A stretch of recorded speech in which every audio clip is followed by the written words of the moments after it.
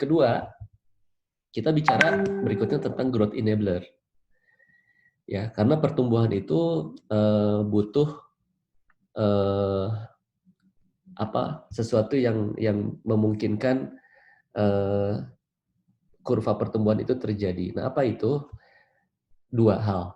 Kalau di zaman ini ya, di zaman now itu, kalau mau kita punya pertumbuhan bisnis kayak huruf J, ini versi saya, minimal dua hal ini. Pertama, gunakan platform digital.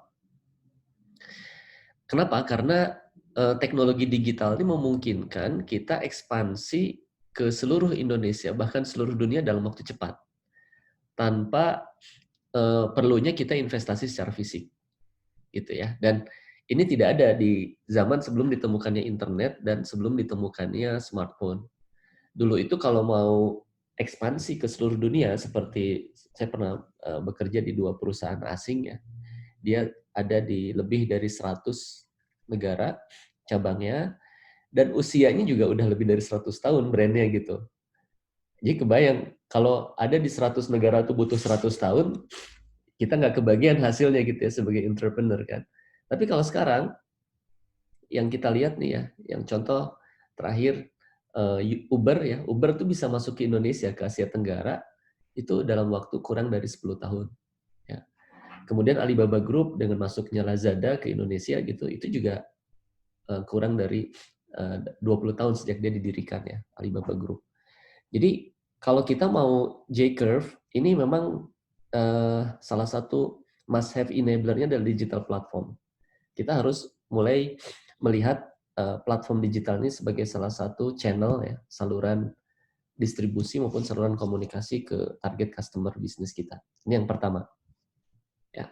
Nah yang kedua, kata kunci yang kedua, growth enabler itu kalau mau kita tumbuh dengan sangat cepat, itu adalah modelnya sharing economy. Jadi nggak bisa lagi ngerjain sendirian. Kita lihat, kenapa Gojek dalam 8 tahun sudah jadi unicorn ya.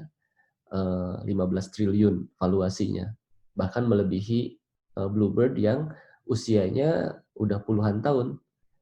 Karena Gojek bisnis modelnya melibatkan orang lain gitu.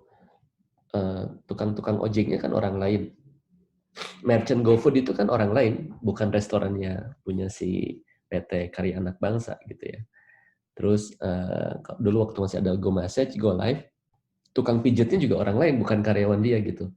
Jadi model sharing economy ini menjadi bisnis model kita melibatkan sumber daya yang ada, itu adalah orang lain, namun kita koneksikan satu sama lain sehingga sinergi dan semua mendapatkan unit of economics ya, keuntungan ekonomi, keuntungan dari rantai nilai ekonomi yang diciptakan.